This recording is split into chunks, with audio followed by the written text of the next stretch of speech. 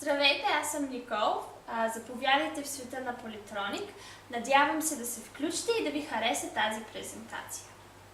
Това, за което ще говорим днес, е ученическа кампания как да се направи плакат.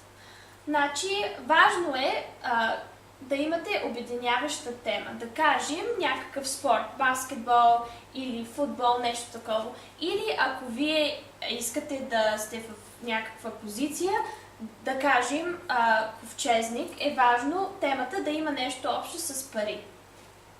Как да се направи? Значи дизайн може да бъде рисунка, може да бъде анимация или клип арт, може да бъде ваша снимка и анимация или картун.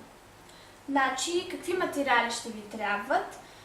Цветен кадастрон, много различни цветове, ваша снимка, лепило и ножици, цветни фломастри и крайони и също цветни блестящи прашинки.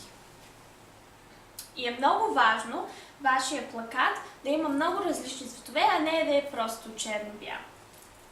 Какво да не правим?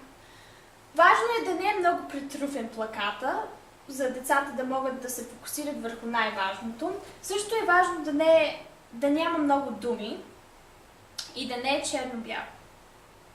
Обратна връзка.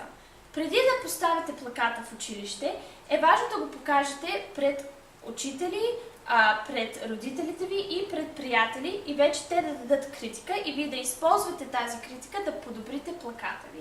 И също е много важно администрацията да одобри плаката преди да го поставите в училището.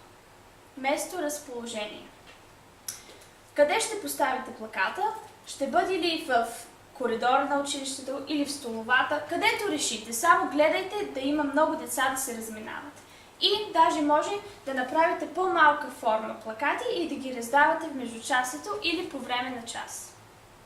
Благодаря ви за вниманието. Надявам се тази презентация да е била полезна и да ви е харесала. За повече информация посетете politronik.org.